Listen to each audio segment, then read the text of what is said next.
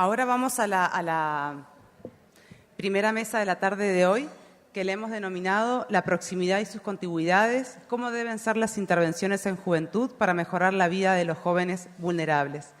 En este caso, la moderación va a estar a cargo de Pablo Ibarrarán, del BID, economista en protección social del Banco Interamericano de Desarrollo, e invitamos a Verónica, Luis, Heidi y Sandra, por favor, que suban al living.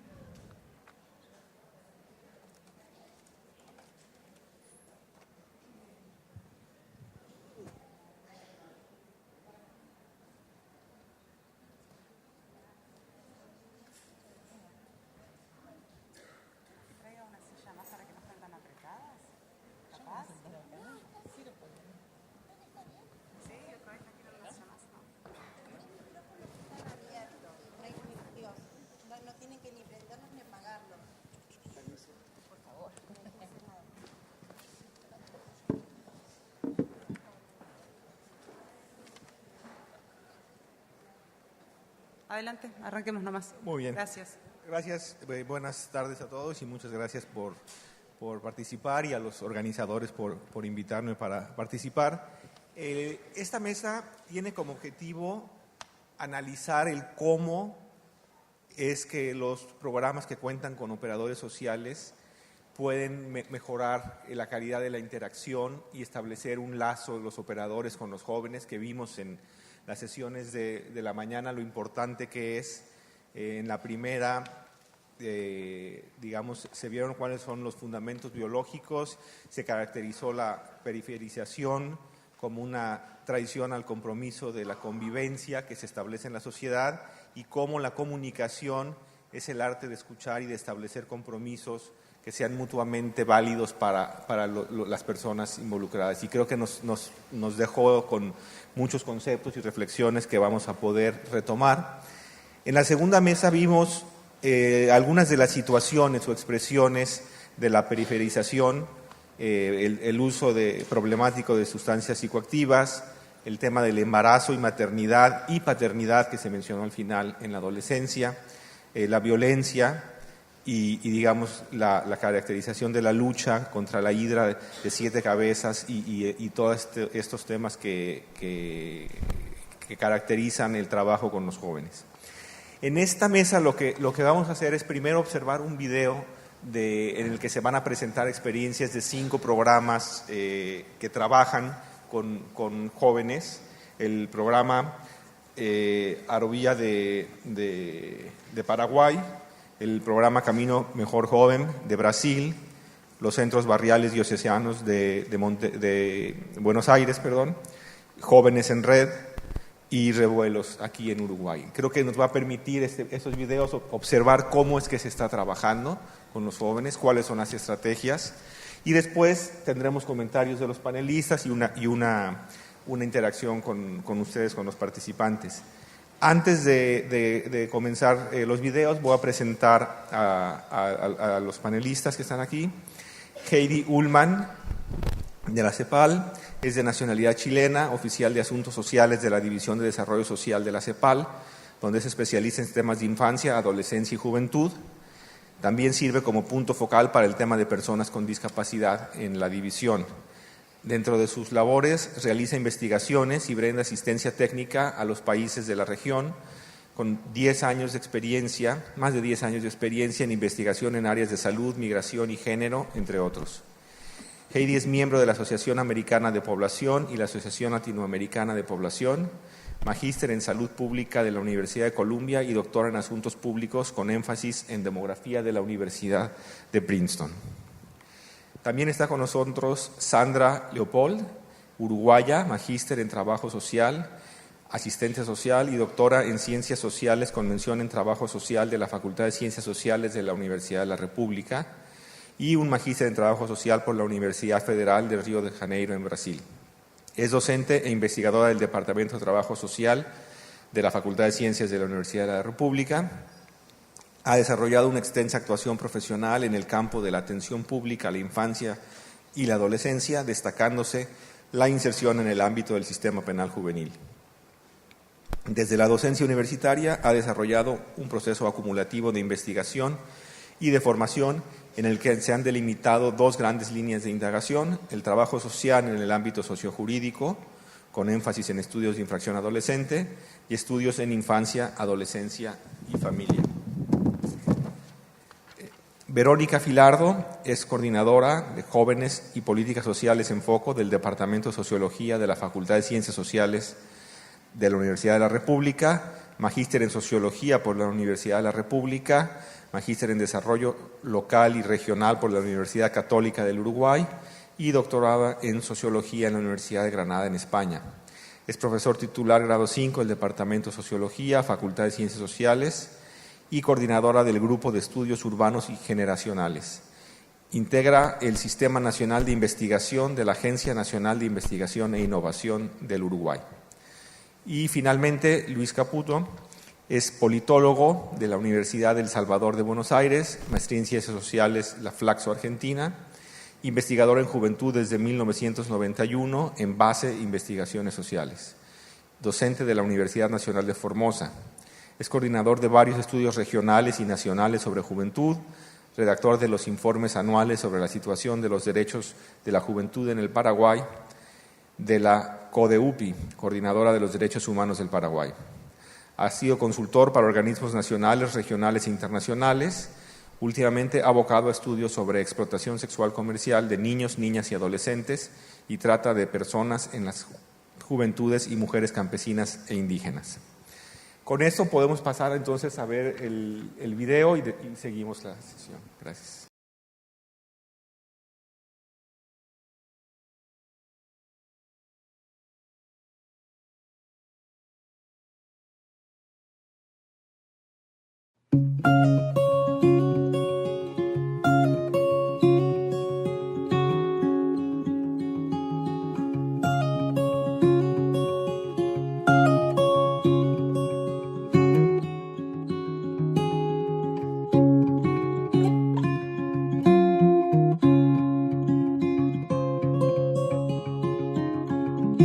Yo creo que estamos en una etapa donde el país está viviendo una transformación interesante. Estamos en una etapa donde los jóvenes se dan cuenta que si nosotros no lo hacemos, difícilmente otros vengan a hacerlo por nosotros. Y ahí está un poco el punto principal de esto que hoy estamos haciendo en nuestro país. Tratar de apostar a la juventud para que esa juventud sea el motor del cambio. Encontré a través de Sembrando Oportunidades llamado a voluntariado y era algo que a mí siempre me estiraba, ¿verdad? Y bueno, entonces envié un mensaje pensando que yo podía hacer una asistencia del lugar donde yo estaba viviendo, pero jamás me imaginé que Arovía me iba a llevar a otro lado, ¿verdad? En el caso de Arovía es un ejemplo muy concreto. Jóvenes profesionales que deciden dejar sus hogares y irse a convivir en comunidades muy vulnerables para lograr ese país con mejor desarrollo social, más inclusivo y más competitivo. Y al mismo tiempo dejar un testimonio de compromiso con todas las personas que observan su acción. Para nosotros Arovía es realmente como un hijo que acabó de nacer. Arovía es un programa, el primer programa de voluntariado y servicio cívico que tiene la República del Paraguay. Es un programa que intentará desde hoy y en el futuro ser un brazo ejecutor no solamente de una política de erradicación de la pobreza, sino también de ser un brazo ejecutor de muchas políticas que se pueden desarrollar en conjunción entre el sector público y el sector privado y también la sociedad civil. El rol del voluntario de Arovía tiene dos facetas que son insustituibles. Primero, el ejemplo de compromiso de un país solidario que abandona lo que tiene y en vez de ir a trabajar como profesional decide ir a emplear su tiempo y su energía como voluntario trabajando con lo demás. Y lo segundo es el ejemplo que esto puede generar en la comunidad y que fue lo que estuvimos observando. Gente que se empieza a preguntar ¿y por qué él, que no es de la comunidad, trabaja por nosotros y nosotros a veces no le prestamos la debida atención a nuestros procesos comunitarios? Su sola presencia ya fortalece las organizaciones de la comunidad. Eso es algo muy importante y muy destacable dentro del proyecto, dentro de la iniciativa Arovia. Estar así como aterrizar, involucrarte con la gente te abre más los ojos, ¿verdad? Y yo aprendí acá a vivir con la gente, a sufrir sus mismos problemas, ¿verdad? Y que el desafío es demasiado grande y que recién está comenzando y cuando más caminos hacemos es más difícil y hay que, no sé, hay que tener mucho coraje para estar aquí. Como yo dije siempre, Arovia es solamente para valientes.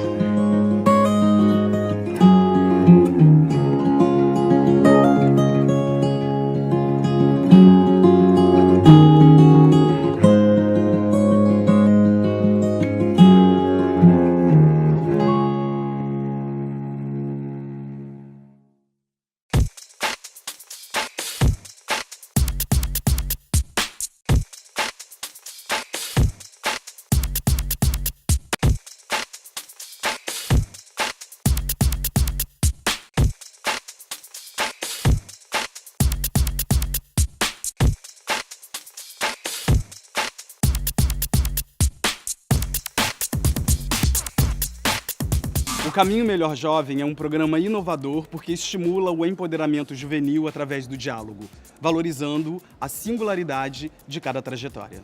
No Caminho Melhor Jovem, eu recebo atendimento individual com a minha técnica, que é maravilhosa por sinal, e ela me ajuda a planejar o meu futuro.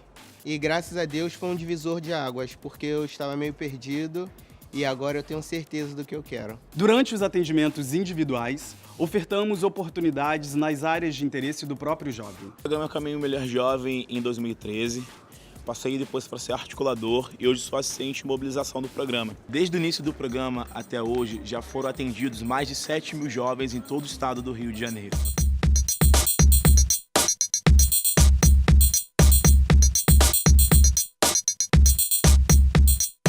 Além das oportunidades, o Caminho Melhor Jovem também financia projetos coletivos que colaborem com o desenvolvimento dos territórios. Ganhei no valor de R$12.000 para realizar meu projeto dentro da comunidade Boré Formiga, onde atua o Caminho Melhor Jovem. Esse projeto fala sobre a questão do preconceito racial, a desvalorização da juventude. Então esse projeto, através da moda, é a questão da valorização da mulher negra da favela. O Caminho Melhor Jovem, ele estimula os jovens a pensarem no futuro. O que queremos no futuro. E sempre tem umas técnicas avisando, orientando, e é muito inovador e sempre aparece boas oportunidades. É um programa que impacta o meu futuro e também o meu presente. Começou lá em 2013, quando o programa foi inaugurado. Eu estava numa época muito complicada na minha vida. Eu estava me sentindo perdido, sem chão, sem objetivos definidos. Eu confiei e me inscrevi. Esperei ser chamado, fui atendido e disse que eu queria na época, que era trabalhar com televisão, e a técnica me ajudou a pensar, a criar metas, né, de curtos, médios e longo prazos. O Caminho Melhor Jovem promove encontros transformadores, tanto para os jovens atendidos quanto para nós profissionais. É sobre futuro, mas é também a construção de um novo presente para as juventudes do Rio.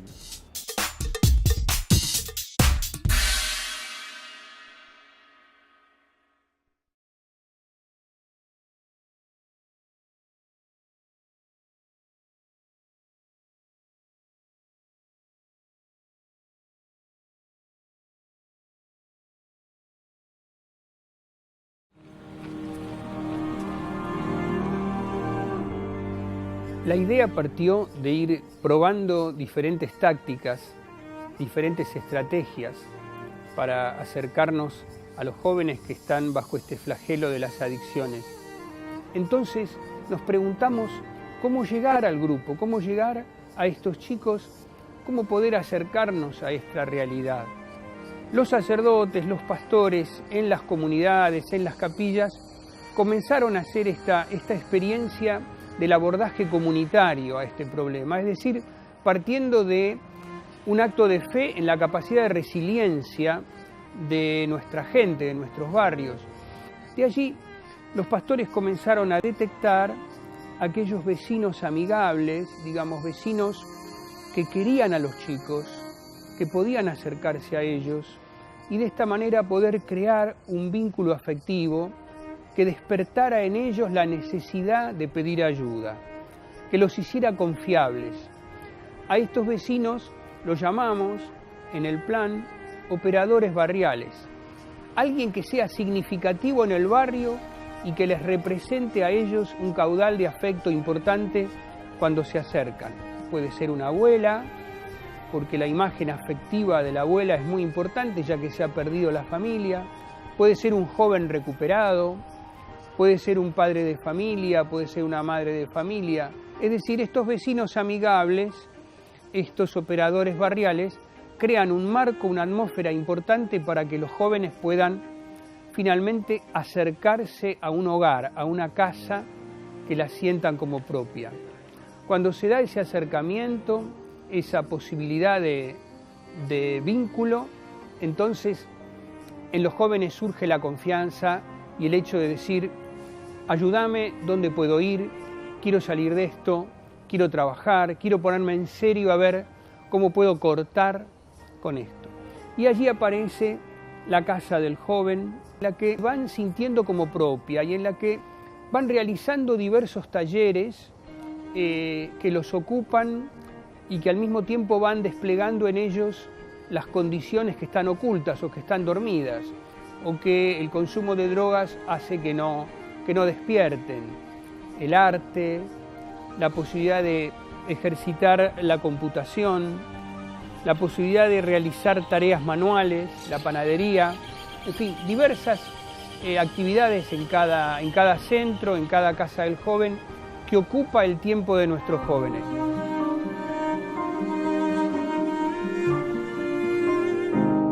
Y por supuesto, fundamental, el espacio de escucha.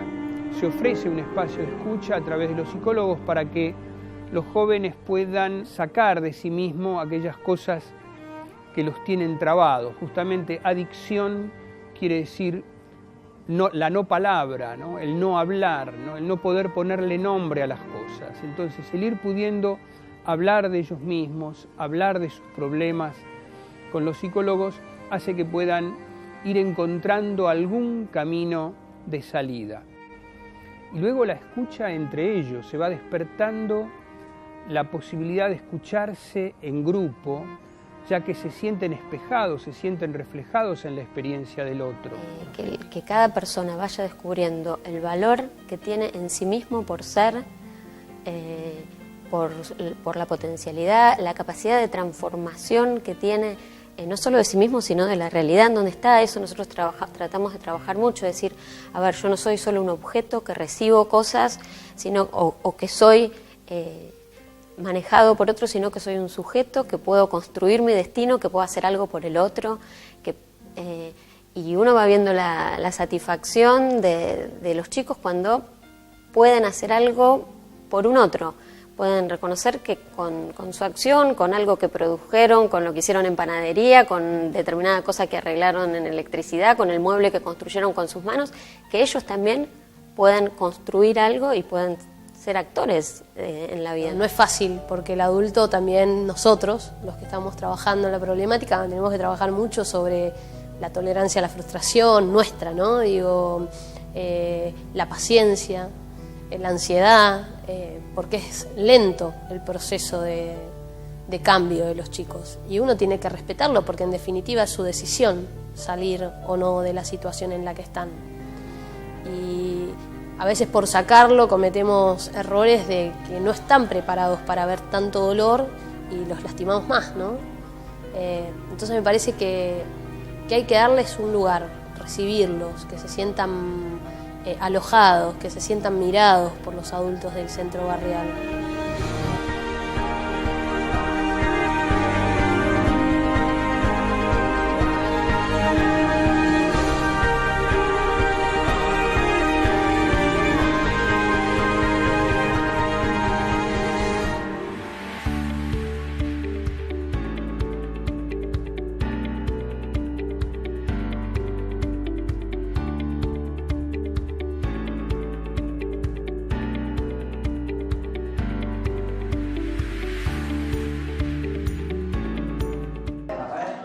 programa está dirigido a jóvenes que actualmente no están estudiando dentro del sistema formal o no están trabajando formalmente. Cumplen con el perfil de haberse desvinculado hace más de un año del sistema educativo formal, tener entre 14 y 24 años, ¿tá? Y bueno, y su situación socioeconómica de carencia. Bueno, estuve años sin estudiar por problemas económicos, ¿no? Andaba en drogas, en la pasta base, andaba haciendo daño a mi familia. En principio toda la zona fue seleccionada en base a una información que tenía la Oficina Territorial del MIDES, donde se detectaba que había una mayor concentración de jóvenes en una situación de vulnerabilidad y que estaban como en las edades y dentro del perfil de lo que es la población para jóvenes en red. Muchas veces, detectamos situaciones bien complicadas y justamente el programa Trabajando en Red conecta esas situaciones con aquellos que tienen la posibilidad de ayudarle en las situaciones más variadas. Como parte de los objetivos que tenemos, que son la reinserción educativa, laboral. El programa lo que hace es tratar de generar un proyecto de trabajo con el joven, en conjunto con el joven. Nosotros no decidimos, cuál va a ser ese proyecto, sino que generamos un vínculo, nos conocemos y a partir de ahí armamos un proyecto en conjunto. Hacemos un acuerdo educativo con ellos y hacemos un acuerdo en base a los intereses que el chiquilín tiene o la chiquilina tiene, que puede ser desde lo educativo, lo laboral o ambas cosas, porque son los objetivos del programa. El acuerdo no es unilateral, el acuerdo es creado para con ellos de acuerdo a los objetivos que ellos tienen para su vida en el momento de su vida. Yo quería trabajar, me llevaron a anotarme a estudiar en una cosa que a mí me gustaba. En un año hay que estudiar el triple, pero bueno, en un año solo. Era algo nuevo para nosotras, empezar a estudiar. Ahí había algunas que hace 10, 15 años que no iban a la escuela y no habíamos estudiado más nada. Ahora recién me di cuenta que sí podemos estudiar y aparte que ahora miro a los otros y digo, ay, soy re joven, tengo que terminar mis estudios. Para todo sirve, además que si en ciclo básico no puedes conseguir un trabajo, no, todos te piden ciclo básico. Nuestros jóvenes, por ejemplo, al principio que no estudiaban, ahora están yendo al liceo, están yendo a UTU, están empezando de a poco a caminar solos y eso está buenísimo. El trabajo tiene varias dimensiones y es la dimensión grupal, individual y también comunitaria. Y alrededor de eso el proceso de captación funciona, de un hacia ti contigo. Nosotros, educadores, una vez escogido el barrio, visitamos los gurises, los convidamos, los animamos, trayendo una propuesta interesante para ellos. En todo este proceso también algo fundamental es la puesta de límites, que es algo a trabajar mucho con los chiquilines y con la familia. Sí, el acompañamiento es personalizado, entonces requiere que uno como educador vaya pensando una estrategia para cada gurí.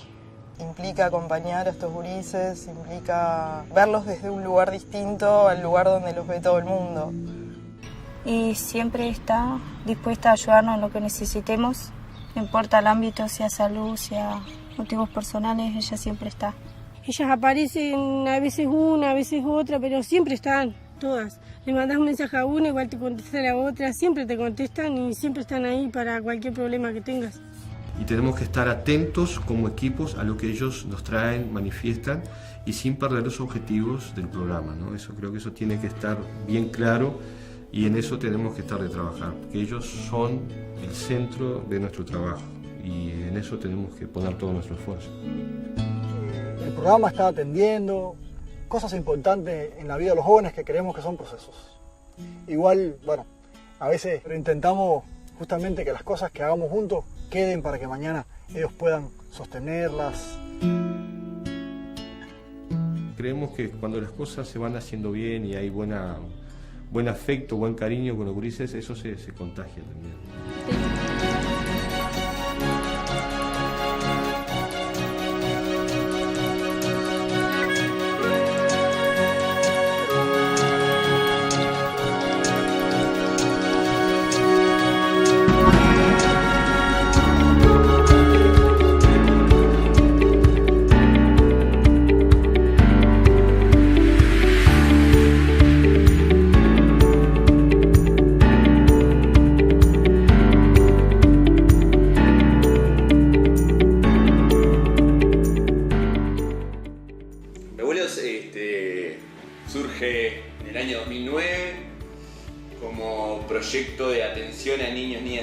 adolescentes en situación de calle, en situación de extrema vulneración de sus derechos.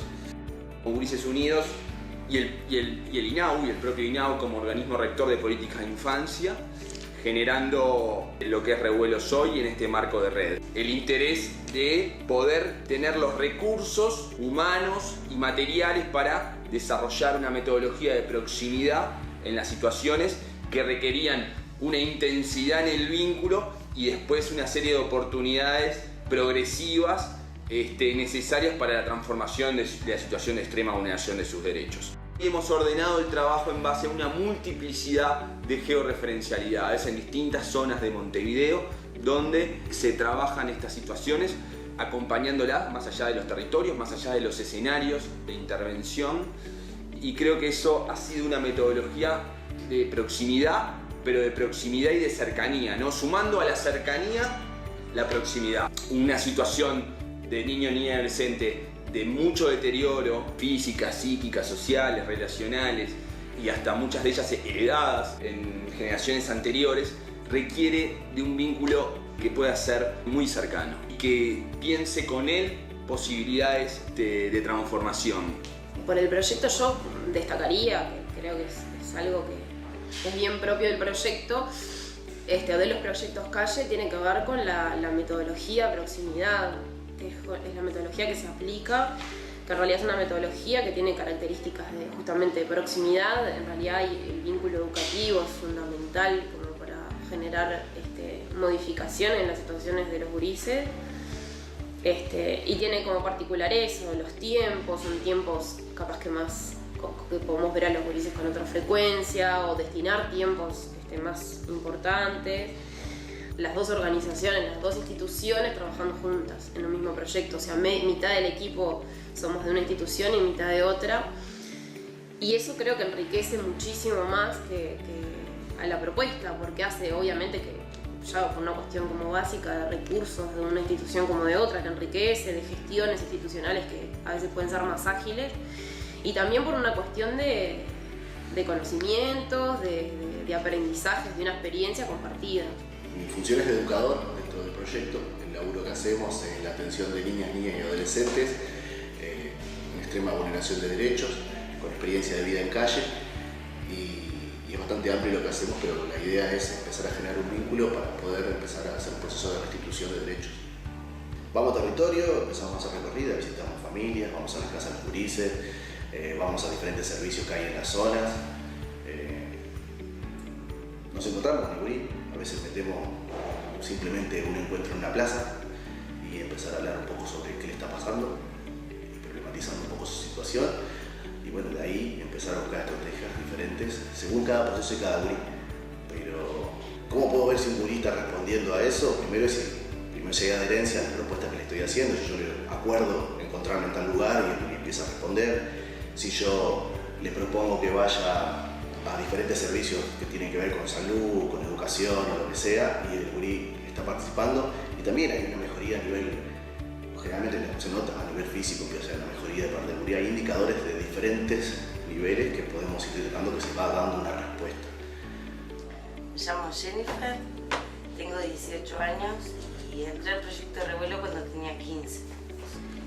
Para encontrarme con ellos, ponerle que vendría 2 veces a la semana o una, poner. Teníamos un rato de las reuniones, pero teníamos actividades. En verano teníamos actividades de verano, o sea, íbamos a remo, hacíamos campamentos, y ya no pasearon a muchos lados y todo eso, que está bueno. Yo estando en un hogar, ellos igual, o sea, me hicieron el acompañamiento todo el año, aprendí muchas cosas, a ser mejor persona. Muchas cosas. Y la verdad, mira, me encantaría volver atrás y volver a estar acá, sí.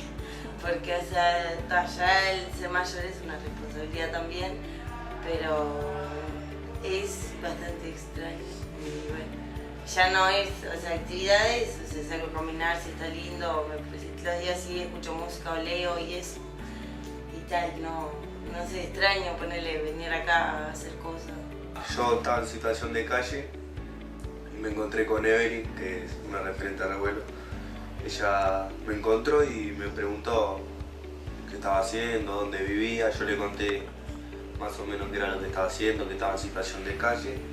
Ella me comentó del proyecto, me comentó que Revuelo es un lugar que trabaja con gurises de calle y eso, y me invitó un día a venir y ahí entramos a hablar, y a partir de ese día empecé a trabajar con Revuelo.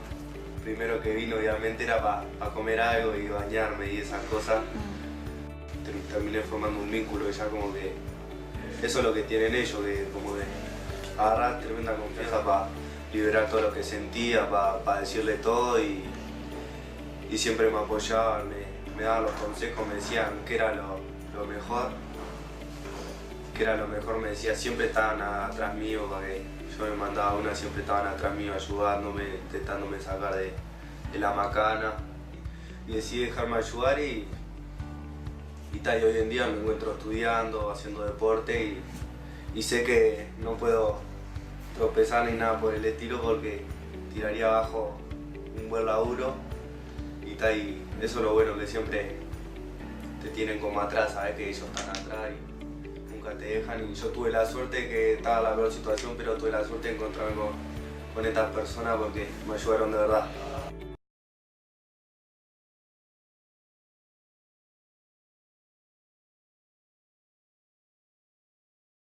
Bueno, muchas gracias.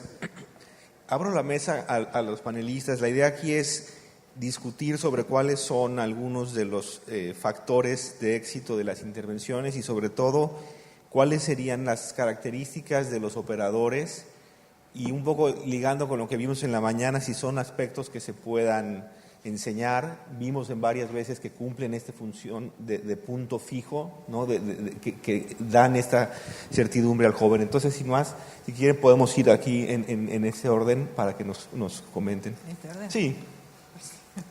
Este orden me toca primero. Bueno, buenas tardes a todos. Nuevamente es un placer estar con ustedes y con ustedes compartiendo la mesa en este tema. Yo voy a hacer un link con lo que vimos y lo que se discutió esta mañana, que me parecieron todas intervenciones extremadamente interesantes para establecer justamente diálogos y vínculos entre las distintas cuestiones que se plantean. Por ejemplo, en general estuvimos hablando de jóvenes vulnerables. Bueno, pero las vulnerabilidades son realmente muy distintas. O sea, es un concepto que supone enormes heterogeneidades. Y por lo tanto los programas que atienden a jóvenes vulnerables también son heterogéneos. Y también suponen resultados heterogéneos, puesto que las condiciones que suponen estas vulnerabilidades son muy distintas. Una cosa es, voy a poner un ejemplo de Uruguay, una cosa es compromiso educativo, que está pensado para jóvenes vulnerados y que tienen trayectorias vulnerables educativas, pero que son aquellos que ya superaron el ciclo básico, o sea, están del otro lado. Es asegurar condiciones de integración que ya demostraron tener. Y una cosa muy distinta es el programa de aulas comunitarias, o jóvenes en red, por decirlo de alguna manera.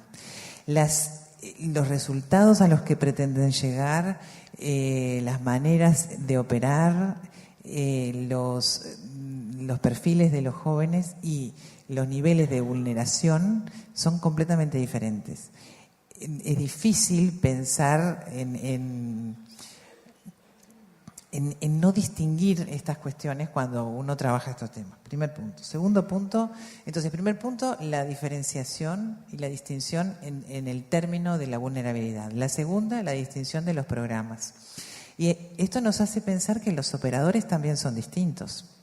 Son distintas las capacidades que tienen que poner en juego y, sobre todo, para vincular con lo que se dijo hoy de mañana, no están sueltos, no están en el vacío los operadores. Los operadores no son entes, átomos, sino que están insertos en relaciones a su vez.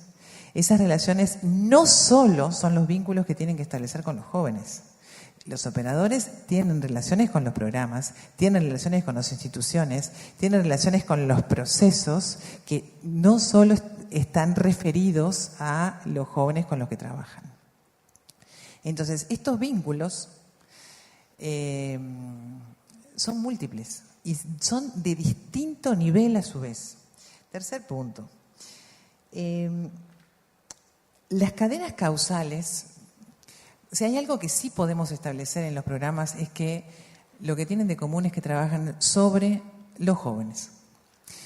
Esto quiere decir, el objeto, pero lo veíamos ahí, en general, salvo una mención que dicen tiene un componente comunitario, que por supuesto no es el que se desarrolla, siempre se trabaja con el joven, el o la joven, ¿sí?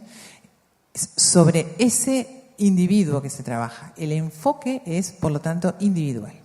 Los resultados de los programas se miden o se esperan en términos de los resultados que obtengan los individuos egresados de los programas.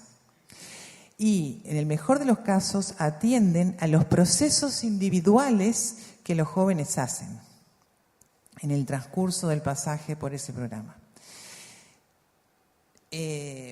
No hay una referencia a un trabajo con el entorno en que esos jóvenes están. Hay dos vínculos que sí podemos establecer. Uno es con el nicho ecológico que se habló hoy de mañana por Maturana y Jimena, que suponía las condiciones de posibilidad, esta cuestión del individuo y el entorno como las condiciones de posibilidad de ese desarrollo biológico y además las otras dimensiones que supone un ser. Pero los programas están trabajando con el joven y no con el entorno del joven. Y no con las relaciones que se dan con ese joven. La otra mención o vincular es el territorio. Ahora, la pregunta es, cuando se trabaja con el territorio, ¿estamos trabajando en esa cuestión del entorno, o sea, de las relaciones de los jóvenes? ¿O el trabajo a nivel de territorio hace más bien alusión a las relaciones que se establecen entre los programas o los servicios públicos o privados para atención de los jóvenes en el territorio? La verdad es que la cuestión del territorio en los programas para jóvenes es algo que efectivamente deberíamos profundizar bastante y sobre todo ver si esas redes que en general se pretenden promover cuando uno pone el territorio como uno de los ejes de análisis de los programas o de operación de los programas, no son más que redes de operadores de distintos programas que operan en el territorio. Pero si efectivamente se logra llegar a las redes de jóvenes o de comunidades, en todo caso de las comunidades con las instituciones que trabajan en el territorio. La segunda, la otra cosa que me parece que sí podíamos colocar, así como en una primera rueda de discusión, es una mención a lo que hablaba Carmen hoy temprano, que hace alusión a las políticas como universales focalizadas. Todo lo que no era universal era focalizado. Ahora, las políticas o los programas, no por ser universales o aún por ser focalizadas, dejan de ser con orientación individual. O sea, es un corte que no pone en cuestión esto de sobre qué trabaja. Y efectivamente, a mí me parece que la dimensión individuo, entorno en todo caso, es algo que sí tenemos que estar o comunidad, o lo colectivo, sí es algo que tenemos que estar enfocando en las políticas. La última mención que voy a hacer es ¿quiénes son los operadores? Poco para ser un poco más obediente con respecto a la consigna. Los operadores no son solo operadores de este tipo de programas que vemos acá, porque las políticas para jóvenes, en todo caso, exceden aquellas que están formuladas formalmente como para jóvenes. Hoy conversábamos, la policía. los policías, ¿no son operadores también de políticas para jóvenes? ¿No están efectivamente, y efectivamente lo pongo marcado en doble sentido, ¿no? Operando sobre la construcción de imaginarios sobre juventud, no están ejerciendo prácticas cotidianas, públicas en relación a la población joven? Y en todo caso, ¿qué competencias se les piden? ¿En algún momento puede concebirse que hagan las preguntas de queremos convivir con el joven, lo queremos escuchar, o su práctica cotidiana está en otro paradigma?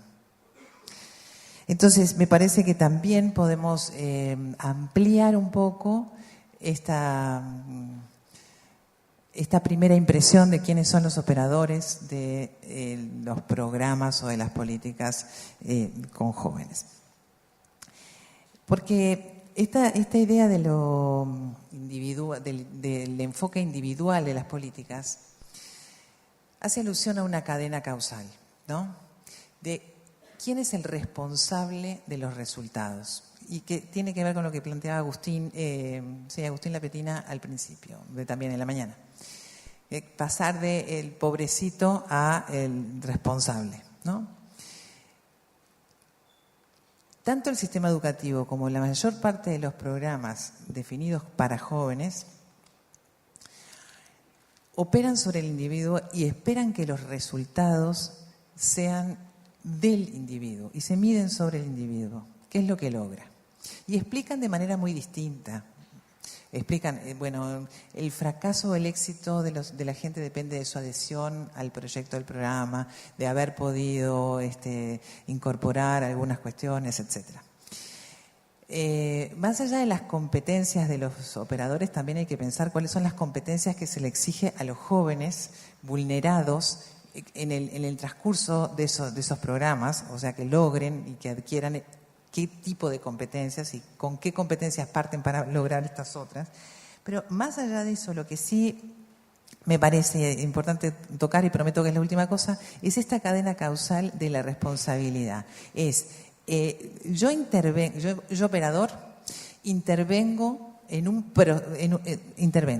para promover un proceso que haga el joven y obtener un resultado de ese mismo joven, y por lo tanto la responsabilidad del resultado es del joven.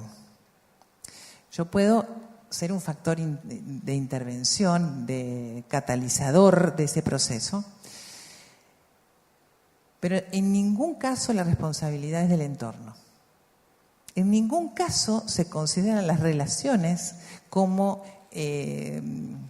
objeto de la intervención. Las relaciones que ese joven establece. O sea, no se está operando en las relaciones, en el espacio relacional del joven. Se opera en el joven como si estuviera efectivamente suelto. Y operamos con las capacidades y las competencias de los operadores como si estuvieran sueltos. Como si no pertenecieran a programas, a instituciones, a líneas políticas. La dimensión relacional es extremadamente importante, pero no solo enunciarla, que tenemos que tenerla en cuenta, es que hay que operar sobre las relaciones. Eso era lo que quería decir. Muchas gracias.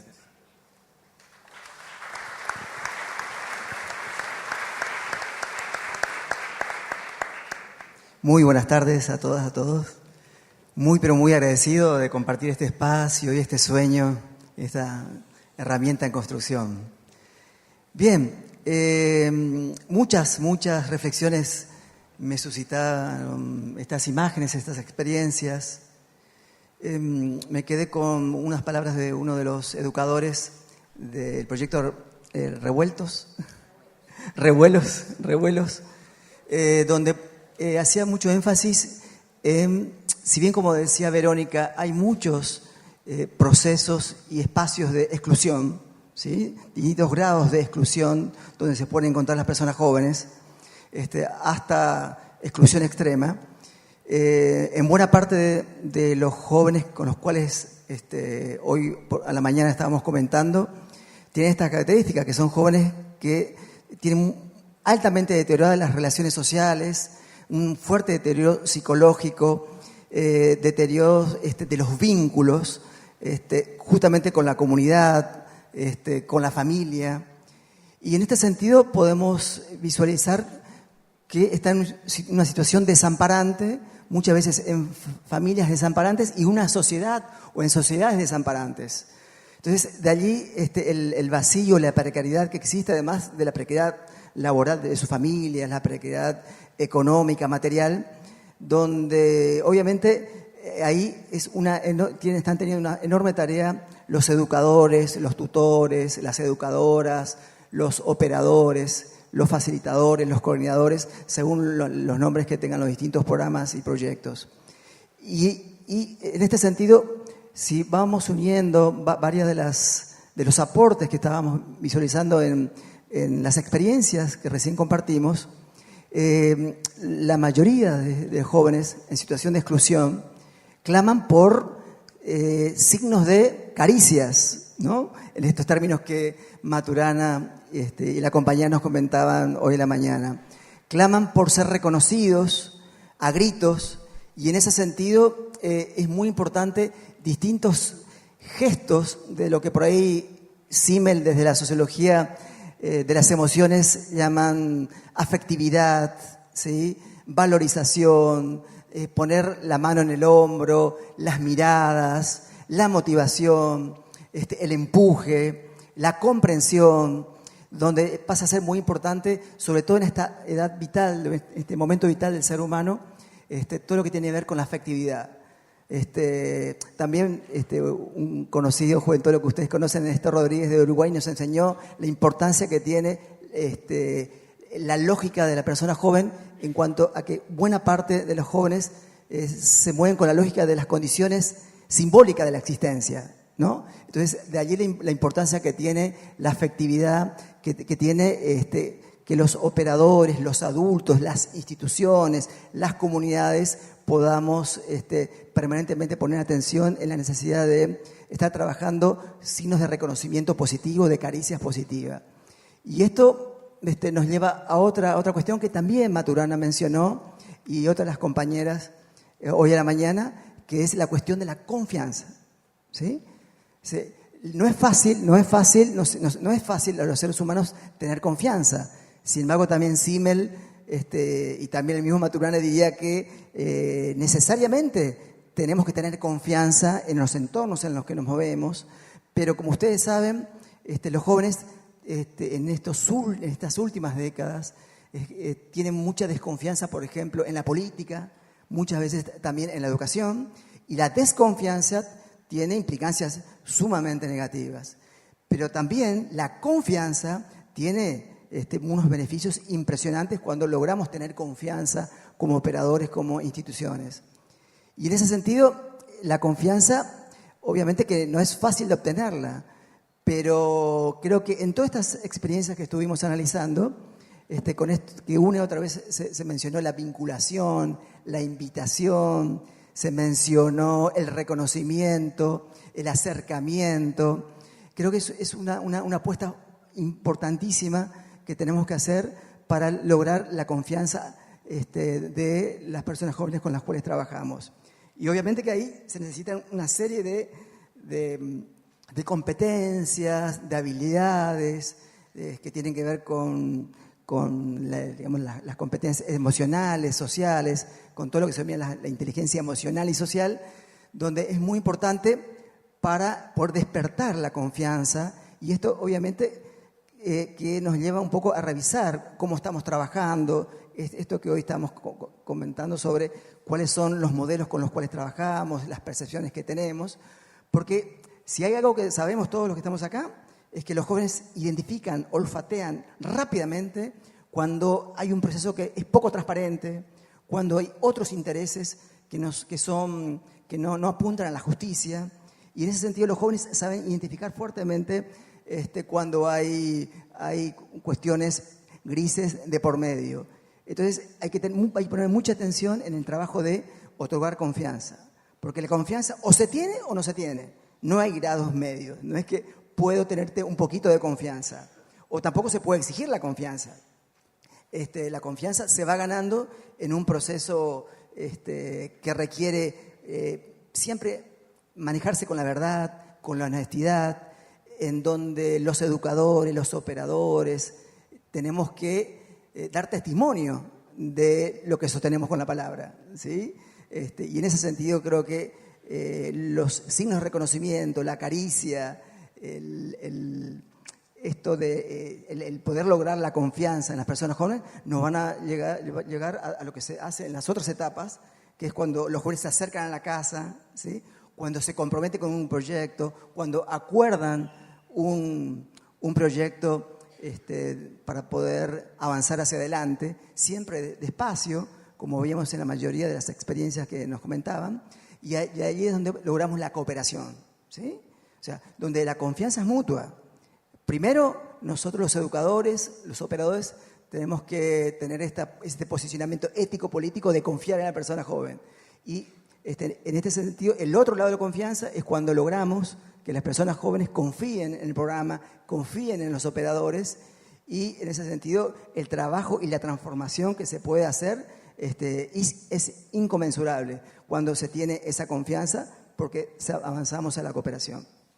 Y esto tiene mucho que ver también con algo que por ahí derriba este filósofo argelino, francés, nos enseñó acerca de la hospitalidad, ¿sí?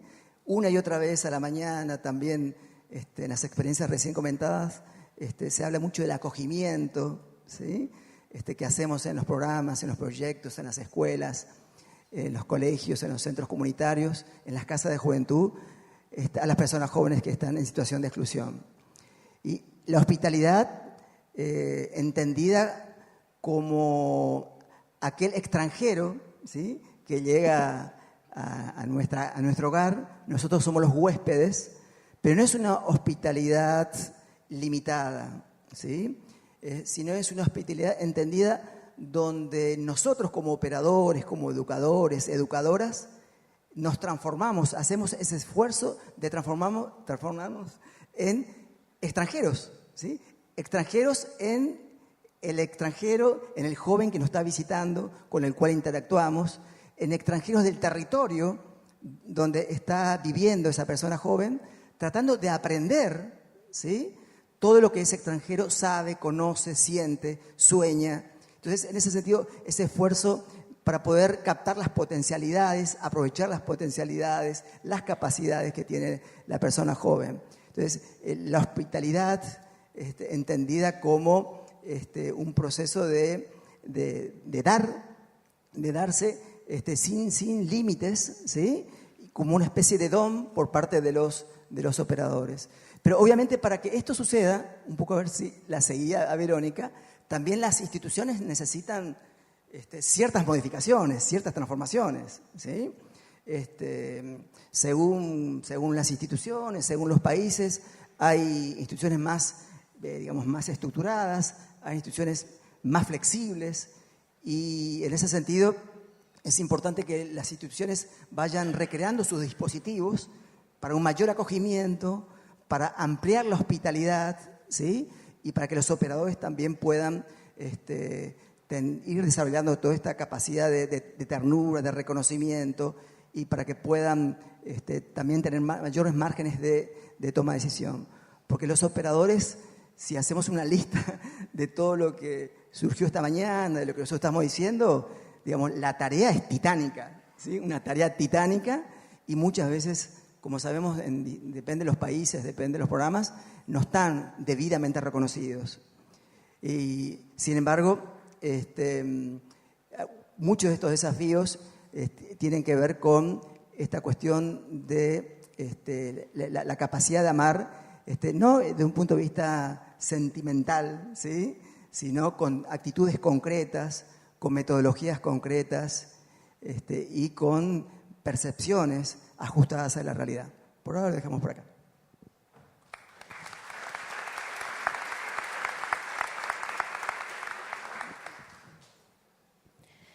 Bien. Bueno, buenas tardes. Siempre es un dolor de cabeza pensar en estas cosas, pero realmente agradezco la invitación y de alguna manera el forzarnos a colocar en algunas situaciones de pienso sobre estas cuestiones que nos convocan hoy. Así que realmente muchas gracias por la invitación y es un gusto además compartir el espacio de living con estos compañeros y compañeras aquí. A ver, es muy breve el momento de intervención, digamos, y en ese sentido yo voy a tocar 2 puntos que fueron los que pude como pensar y que me parecían importantes de plantear en una conversación como la de hoy, en función de la convocatoria a este espacio en particular y la proyección del video, digamos, ¿no?, que acabamos de ver. Y voy a plantear 2 puntos que no me resultan sencillos de plantear, pero que siento como una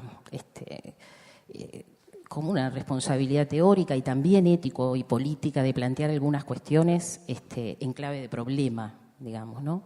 O por lo pronto con la idea de contribuir a ciertas discusiones o a ciertos debates que me parecen necesarios de transitar, aunque no sean sencillos, digamos.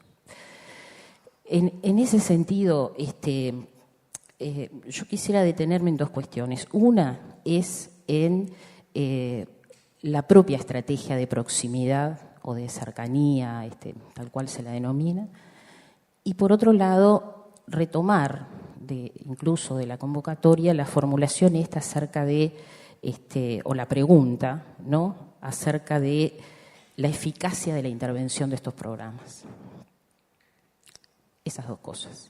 Y en forma esquemática, ¿no? A ver, en primer lugar, a mí me parece que con esto de la proximidad o de la cercanía o de la estrategia de proximidad o cercanía, nosotros estamos más ante una forma de hacer más que ante una precisa conceptualización acerca de lo que sería la proximidad, ¿no? Me parece que podemos relatar más, ¿no?, y caracterizar más lo que se hace, ¿no?, que conceptualizar en términos precisos, ¿no? ¿De qué hablamos cuando hablamos de proximidad? Porque el relato incluso es dispar. Porque si bien hay en el relato de la proximidad y de la cercanía algunos elementos comunes, ¿no?, esta idea del cuerpo a cuerpo, esta idea de la disponibilidad, esta idea de la proximidad en el territorio, esta idea de la salida al encuentro, esta idea de la escucha, de la posibilidad de la palabra, ¿no? Esto es un relato más de cómo nos movemos en el proceso de la proximidad que una conceptualización precisa acerca de si estamos ante una estrategia novedosa, no existente antes en el campo de la protección social, y que asume o no características idénticas entre todas las propuestas que puedan estar en consideración. Yo creo que nosotros acá tenemos una cuestión para prestar atención. Tenemos más formas de hacer o podemos relatar más formas de hacer más que precisar, digamos, el concepto, el alcance, la pertinencia y la necesidad de una estrategia de proximidad tal cual se la enuncia. Yo creo que transitar un proceso de explicitación conceptual en este sentido puede ayudar a varias cosas. Puede ayudar a aprender de los procesos de trabajo de otros, ¿no? Puede ayudar a poner en común, ¿no?, las fortalezas, las búsquedas, ¿no? Y puede también ayudar a pensar, ¿no?, las dificultades, los problemas, las interrogantes, ¿no?, que la proximidad también expone, ¿no? Digo esto porque me parece que también hay que considerar el hecho, como con toda práctica social, que la proximidad también puede exponer efectos adversos. No necesariamente, ¿no?, solamente marchar en una sola dirección de la bondad de la intervención. Me parece, y algunos de los procesos de investigación en los que nosotros venimos desde facultad hace un buen tiempo en relación a las propuestas de proximidad, también arrojan, por parte de quienes operan estos programas, dificultades y preocupaciones en relación a los procesos de dependencia de los sujetos, ¿verdad? Preocupaciones en relación a ese estar sin límite del operador a disposición de los sujetos que se vinculan a estas propuestas, ¿verdad? Por lo tanto, por lo menos, ¿no?, hay algunos niveles de fenómenos, de efectos adversos que deberían ser, en todo caso, pensados.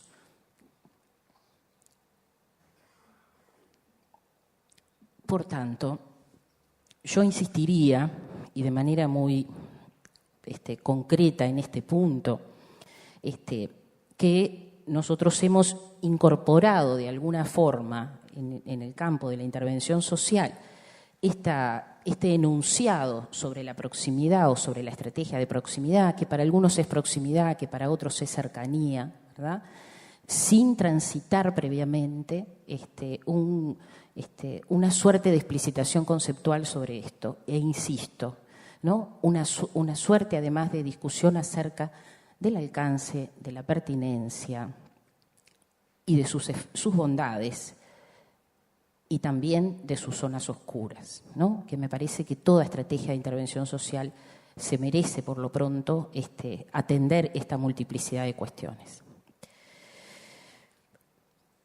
Por otro lado, la pregunta difícil sobre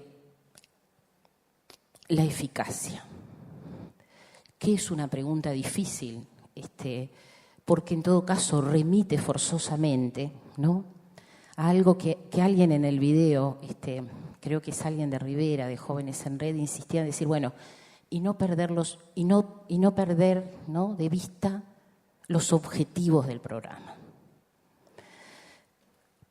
Verónica hacía alguna referencia en relación a esto al comienzo de su exposición.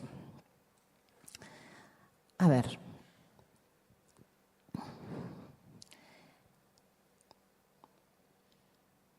para decirlo lo más ordenadamente posible que puedo en este momento,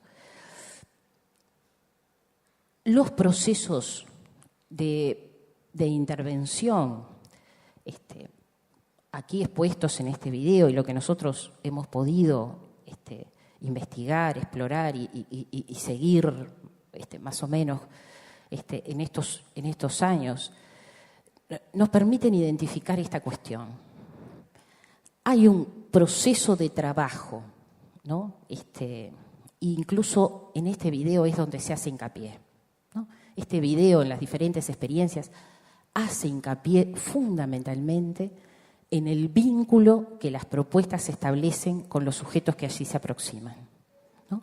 Hay un rescate muy significativo, ¿no?, de la disposición, de la escucha, de las señales de afecto que ahora mencionaba Luis, ¿no? Hay un esfuerzo en el relato de todos quienes aparecen en este video, donde lo central parecería estar colocado en esto que podríamos acordar que es como una batalla de dignidad de los sujetos que llegan a estas propuestas, ¿no?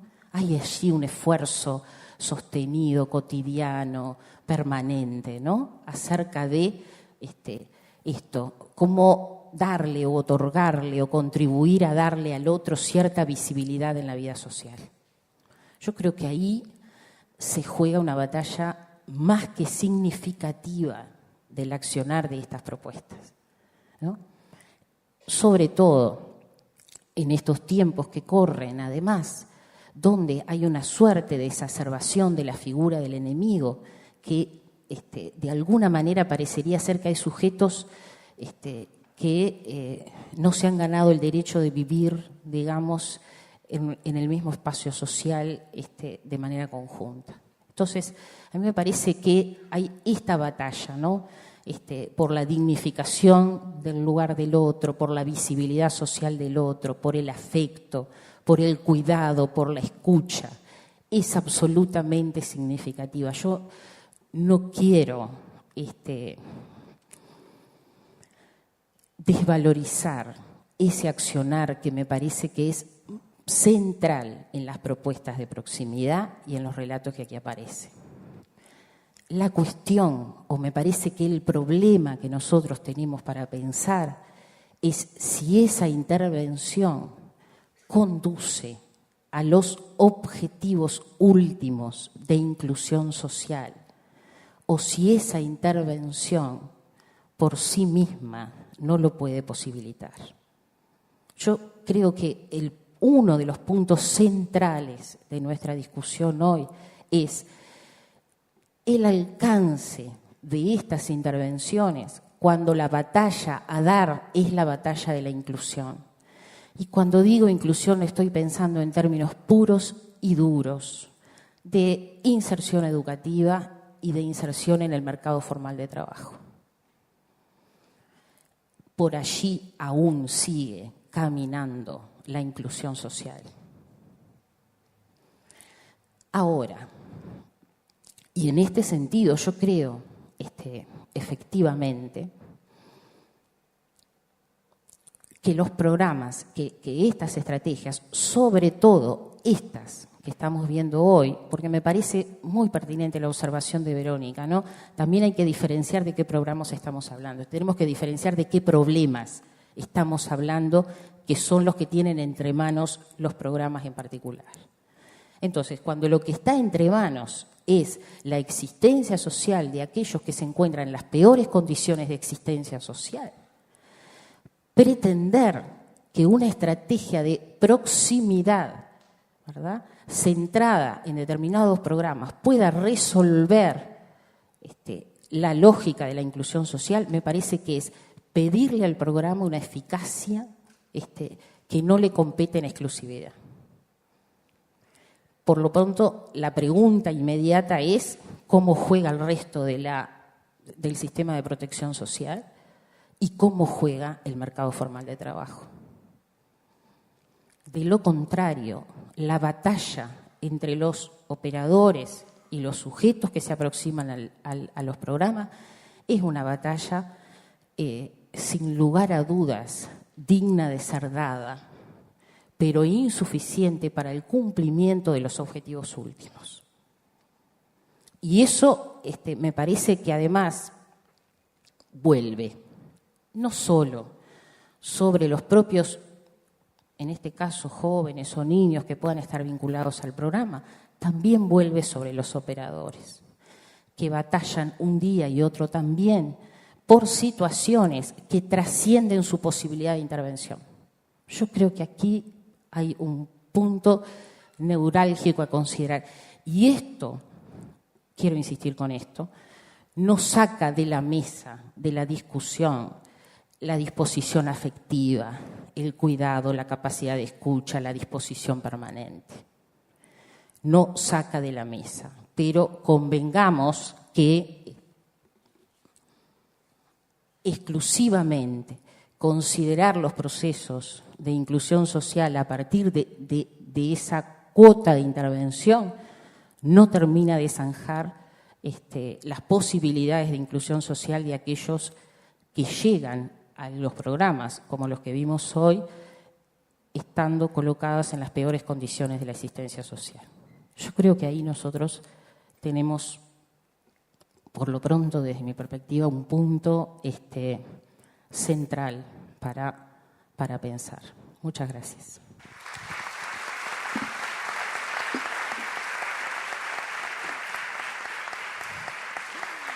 Bien, ¿qué hay más para decir? No, en realidad mi reflexión, mi intervención ahora se va a basar en una reflexión que hice luego de ver las 5 experiencias y tratar de distilar de cada una de ellas algunos elementos que consideramos que son claves a la hora de trabajar con jóvenes en situación de vulnerabilidad, de implementar políticas y programas dirigidos hacia mejorar la inclusión social de estos jóvenes.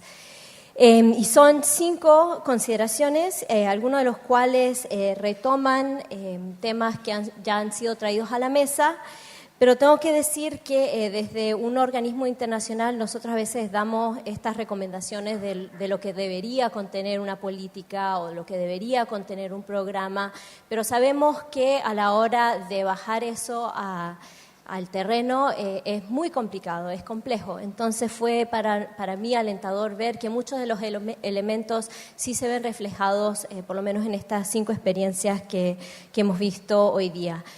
Y la primera es algo así tan simple como la coordinación entre sectores del gobierno. O sea, algo como los problemas que estamos enfrentando y que enfrentan nuestras comunidades y nuestros jóvenes son multidimensionales, entonces las respuestas también tienen que serlo. Entonces debería estar en la mesa el Ministerio de Educación, el Ministerio de Salud, las instancias públicas abogadas a la infancia, a la juventud, al trabajo, etcétera, etcétera. Pero esas dinámicas a veces son difíciles de darse y también sabemos poco acerca de qué las hace efectivas. Entonces, cuando vemos en muchos de estos programas que sí están trabajando de la mano, sería interesante y muy valioso poder aprender de esas experiencias, de qué las hace funcionar, qué las podría fortalecer. Un segundo punto es colocar al joven, algo que ya se ha mencionado varias veces en la jornada de hoy, colocar al joven, a la joven como un actor estratégico en el desarrollo y un actor que es capaz de producir cambio en sus comunidades. Y eso significa que también se vio en muchos de los programas dotarlos con capacidades como liderazgo, capacidades como comunicación, de gestión, de negociación y permitirlos ver otras realidades. Y eso en verdad me parece que es una experiencia transformativa absolutamente y se vio mucho en el programa Arovia de Paraguay. Y también toca un tema que mencionó ahora mi colega, o sea, cuando nosotros hacemos estos programas siempre nos dicen, ok, ¿cuál va a ser el resultado esperado? Y el resultado final siempre es, bueno, vamos a aumentar el número de jóvenes que están empleados en el mercado laboral, que están capacitados, vamos a reducir la tasa de embarazo adolescente, vamos a reducir la deserción escolar. Entonces estamos enfocados en esos resultados finales.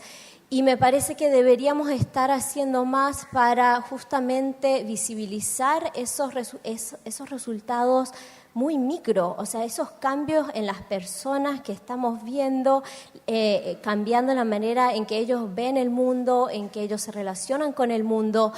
Porque también en los programas un tema siempre es, bueno, la sustentabilidad, o sea, ¿cómo va a ser esto a largo plazo? Todos estos proyectos son financiados en la mayoría de los casos con cooperación externa. Los proyectos van a finalizar. ¿Qué pasa entonces? ¿Cómo logramos que esos cambios positivos sean duraderos a lo largo del tiempo? Y pienso yo que justamente enfocarnos en los resultados finales, pero también pensar cuáles son esos procesos de cambio que estamos haciendo a un nivel, a una escala mucho más pequeña. Bien, esos son los 2 primeros. Sobre la territorialidad, que también consideramos que es un elemento central de las políticas de los programas de juventud, ¿qué significa eso? Para nosotros significa ir a una comunidad y tratar de entender cuáles son los recursos que ya están ahí presentes. Y eso también se vio en varias de estas experiencias. Y también, o sea, cómo difiere esta comunidad y las necesidades de esta comunidad de otras. Entonces, alejarnos del modelo, de un molde.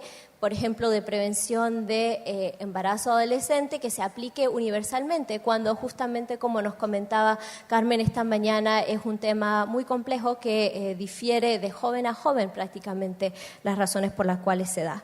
Entonces, entender cuáles son los recursos que existen en las comunidades para poder aplicar efectivamente el programa. Y no solo, o sea, hablamos de territorialidad pensando a nivel provincial o aquí en Uruguay de departamento o de ciudad, pero como nos muestra también el programa Revuelos, dentro de una misma ciudad se dan panoramas increíblemente diferentes, jóvenes que se enfrentan a situaciones muy, muy disímiles dentro de una misma ciudad. Entonces, tener estas cosas consideradas. Un cuarto elemento sería también que fue mencionado por mis colegas, la revaloración del individuo, y esto lo vemos muy frecuentemente en programas a nivel regional, tanto en jóvenes en situación de adicción como en jóvenes que están en contextos de violencia en Centroamérica, por ejemplo, que los medios básicamente han impuesto un discurso y una narrativa que le quita al individuo su ser, básicamente. Entonces, espacios para que jóvenes puedan, en sus propias palabras, retomar esa identidad nos parece absolutamente crítico. Y en muchos lugares también se dan ejemplos donde jóvenes, por ejemplo, por los medios, empiezan a buscar espacios para dar su propia narrativa y retomar un poco lo que es su sentido de identidad. Que es una experiencia dignificante en el fondo. Y esto va a algo que dijo Verónica sobre jóvenes vulnerables. Parecerá un argumento medio semántico, pero esa misma etiqueta también es dañina, porque eso sugiere que los jóvenes, en la joven, es donde se radica la vulnerabilidad, que es algo característico de ellos, pero no es así. O sea, sabemos que es la situación de pobreza que los hace vulnerables, una situación de violencia que los hace vulnerables, una situación de discriminación que los hace vulnerables. Entonces, repensar un poco también cómo nosotros nos referimos a estos temas.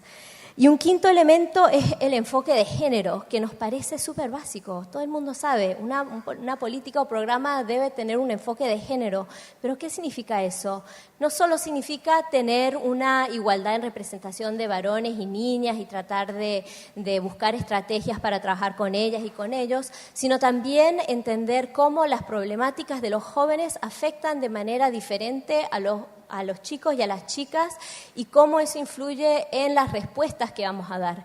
Y eso se ve especialmente en el caso de Jóvenes en Red, que trata el tema de jóvenes que no estudian y no están ocupados en el mercado laboral, que no se vio tanto en el clip que se dio ahora, pero en los materiales que a nosotros nos presentaron sí, y es justamente que en el imaginario social los mal denominados ninis son hombres, o sea, si a nivel regional donde vayas, esa imagen está fuertemente condensada en la mente de todos. Es un hombre que no quiere trabajar, mientras que en realidad, como todos sabemos, sin excepción en nuestros países son las mujeres las que más están en esa situación, que es diferente de otras regiones. En Europa no es así, no hay esta disparidad de género en los jóvenes que no estudian y no están empleados en el mercado de trabajo.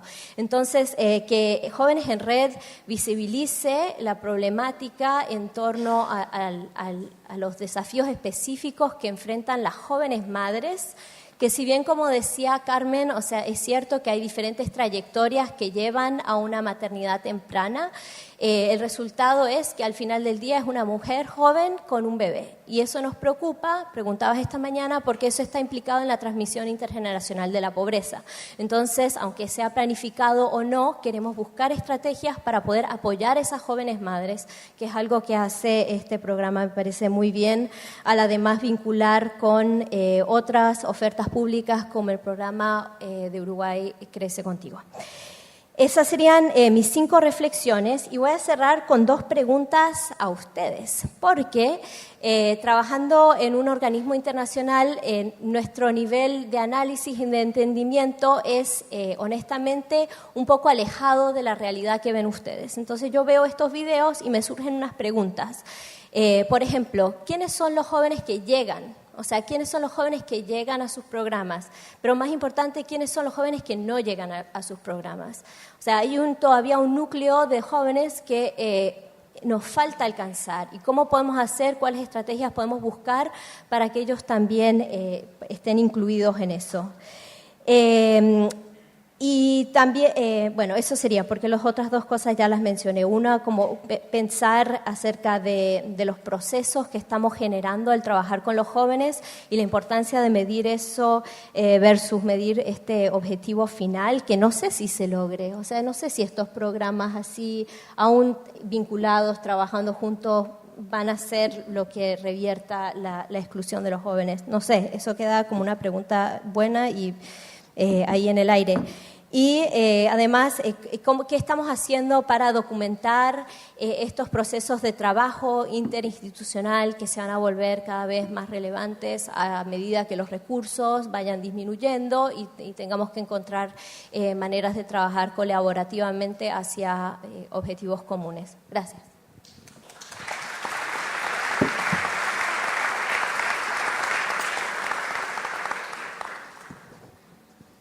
Bueno, muchas gracias. Tenemos 5 minutos para preguntas del público.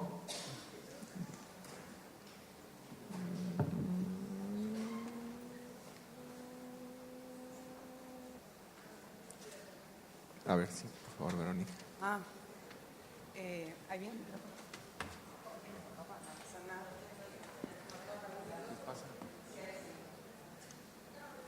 Si no, acá, mira.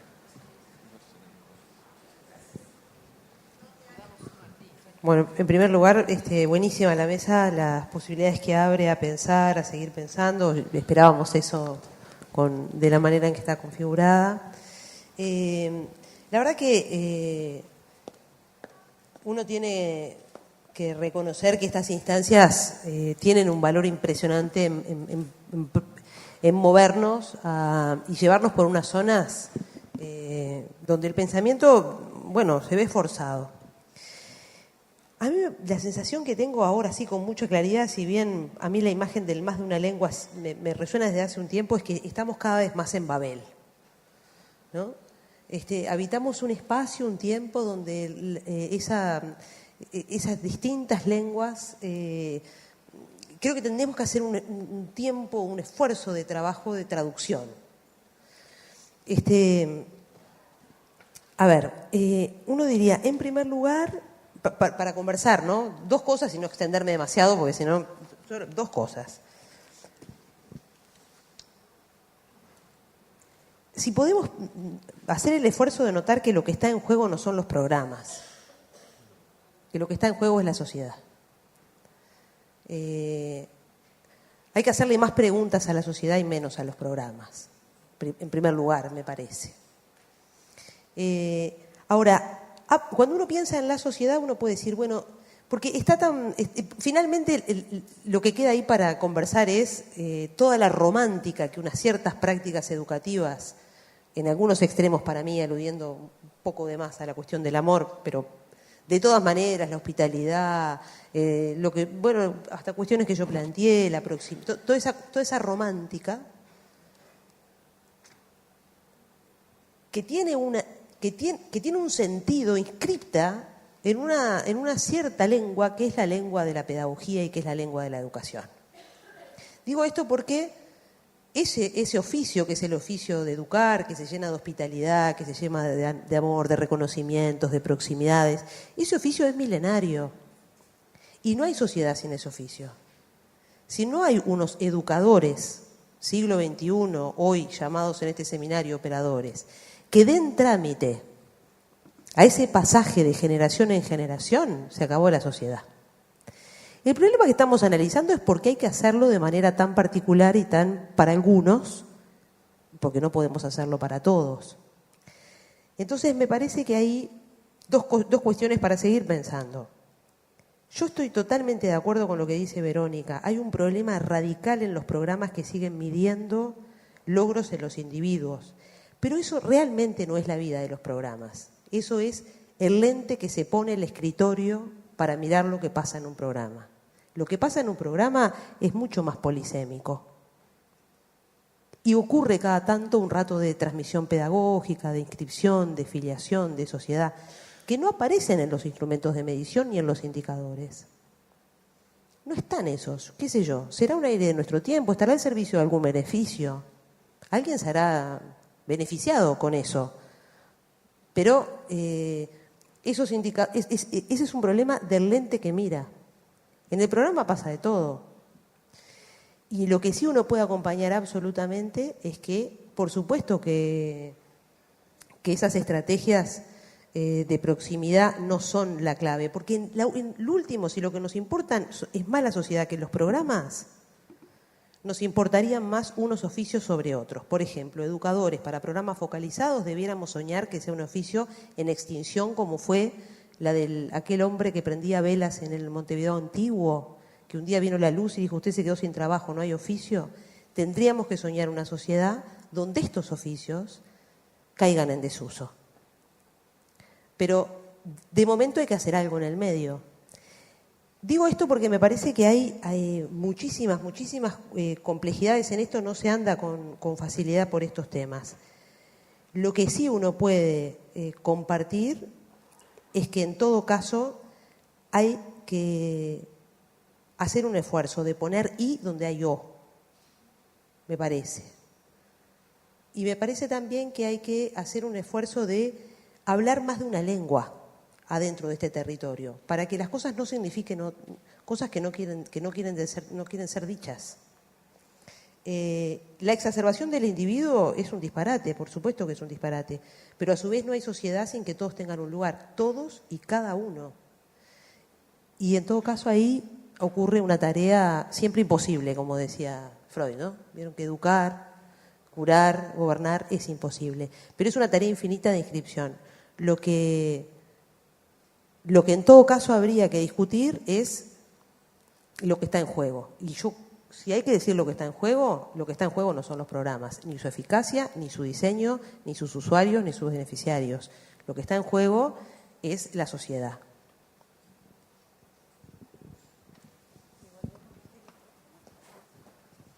Gracias. Ya, perfecto. Bueno, ya no tenemos más tiempo. Muchísimas gracias a todos los panelistas, también a los programas que enviaron sus clips y bueno, muchas gracias.